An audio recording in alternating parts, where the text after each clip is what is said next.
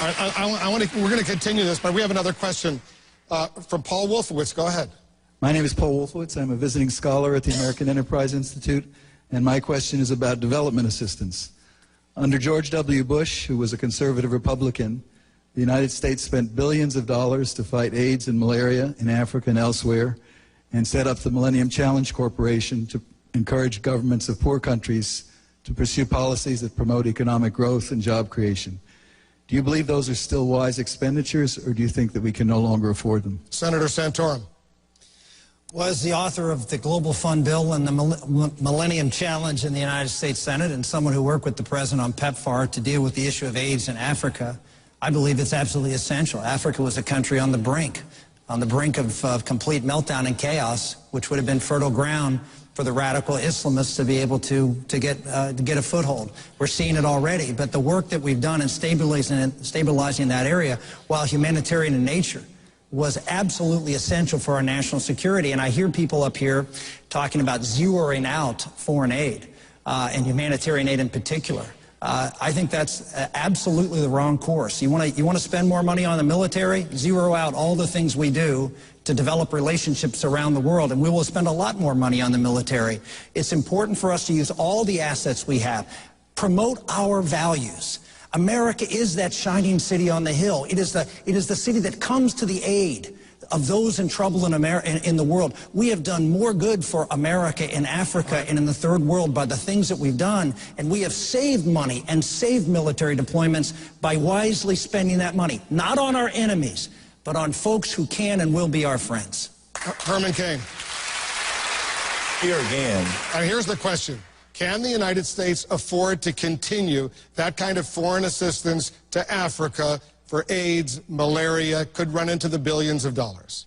It depends upon priorities. Secondly, it depends upon looking at the program and asking the question, has that aid been successful? In other words, let's look at the whole problem. It may be worthwhile to continue, it may not.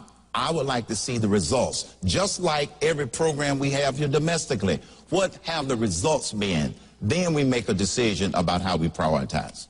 Ron Paul. I think the aid is all worthless. It doesn't do any good for most of the people. You take money from poor people in this country and you end up giving it to rich people in poor countries. And they're used as weapons of war, so you accomplish nothing. We should export maybe some principles about free markets and sound money, and maybe they could produce some of their own wealth. But this whole idea of talking about the endless wars and the endless foreign aid, it seems like nobody cares about the budget. I mean, we're in big trouble, and nobody wants to cut anything. So if you're going to keep sending foreign aid overseas and these endless wars that you don't have to declare and go into Libya without even consulting with the Congress, the biggest threat to our national security is our financial condition. And this is just aggravating it. Governor Romney. Congressman Paul, what they're doing is cutting $1 trillion out of the defense budget. They're cutting $1 trillion out of the defense budget, which just happens to equal the $1 trillion they're putting into Obamacare. And so what you have is a president that has a priority of spending us into bankruptcy, but he's not just spending us into bankruptcy, he's spending the money foolishly. We need to protect America and protect our troops and our military and stop the idea of Obamacare. Right. That's the best way to save money, not the military. Right. But hold on one second, because Ron Paul wants to respond to that point. Well, they're not cutting anything out of anything. All this talk is just talk. Believe me. They're nibbling away at baseline budgeting. It's automatic increases. There's nothing cut against the military, and the people on the Hill are nearly hysterical because the budget isn't going up as rapidly as they wanted to. It's a road to disaster. We better wake up. Oh, okay. Let's just talk. Let's just talk about what they're cutting with the first $350 billion, not the next $600, which is coming down the road. The first $350 billion, what did they cut? They stopped the F-22. They delayed aircraft carriers. They stopped the Navy cruiser system. They said long-range Air Force bombers aren't going to be built. They're trying to cut our troops by 50,000. The list goes on. They're cutting programs, they're cutting the capacity of America to defend itself. Look, let's stand back for a moment, because we've been talking about Israel and Iran. What we're talking about here is a failure on the part of the president to lead with strength. And that's why we have discussions about whether Israel should have to step in to stop the nuclear program, whether Iran is going to become nuclear. We have a president who pursued an agenda of saying we're going to be friendly to our foes and we're going to be disrespectful to our friends. The right course in America is to stand up to Iran with crippling sanctions, indict Ahmadinejad for violating the Geneva or the Genocide Convention, put in place the kind of crippling sanctions that stop their economy. I know it's going to make gasoline more expensive. There's no price which is worth an Iranian nuclear weapon. And the right course for Israel is to show that we care about Israel, that they are our friend, we'll stick with them. If I'm president of the United States, my first foreign trip will be to Israel to show the world we care about that country and that region. All right, we're going to stay on this subject. Go ahead. Hi, my name is Allison Acosta Frazier, and I am the director of the Rowe Institute for Economic Policy Studies at the Heritage Foundation. And my question is this. The next president will have to make some very, very tough choices in order to solve the nation's spending and debt crisis. Would you be willing to say that our national security is so paramount that cuts to the defense budget are unacceptable? Speaker Gingrich. No. I helped found the Military Reform Caucus in 1981, at the beginning of the Reagan buildup, because it's clear that there are some things you can do in defense that are less expensive. It's clear if it takes 15 to 20 years to build a weapon system at a time when Apple changes technology every 9 months, there's something profoundly wrong with the system. So I'm not going to tell you automatically I'm going to say yes. But let me make a deeper point, because there's a core thing that's wrong with this whole city. You said earlier that it would take too long to open up American oil.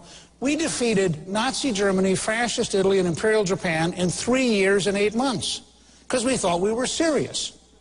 If we were serious, we would open up enough oil fields in the next year that the price of oil worldwide would collapse.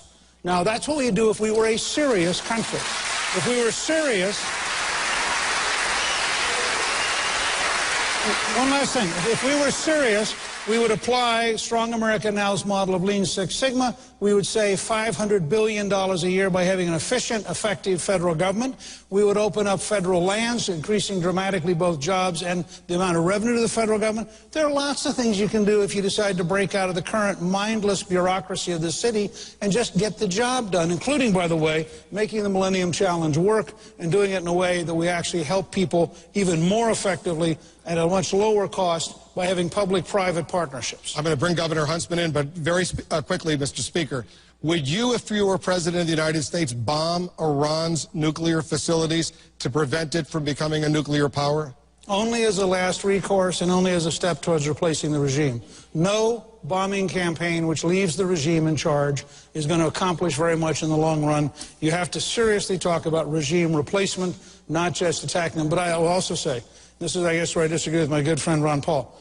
If my choice was to collaborate with the Israelis on a conventional campaign or force them to use their nuclear weapons, it will be an extraordinarily dangerous world if, out of a sense of being abandoned, they went nuclear and used multiple nuclear weapons in Iran. That would be a future none of us would want to live through.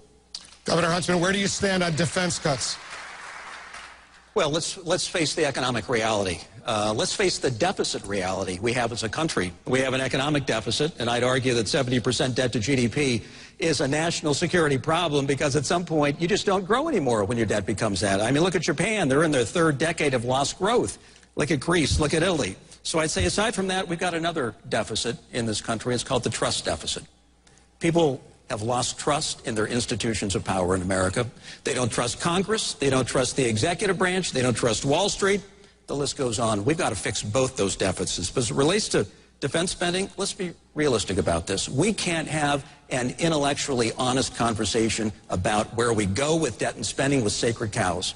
Everything's got to be on the table. The Defense Department's got to be on the table, for heaven's sake. But we need to have a Defense Department and a budget for the Defense Department. If we can't find some savings in the $650 billion budget, we're not looking closely enough.